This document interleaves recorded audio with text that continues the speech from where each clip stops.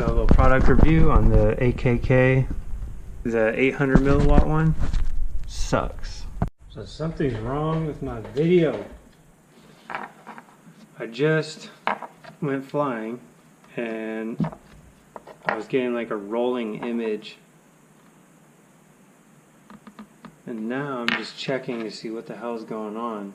And I think it's because when my VTX is on the max power output, like right now I've got good video, but after a little bit it starts to go away.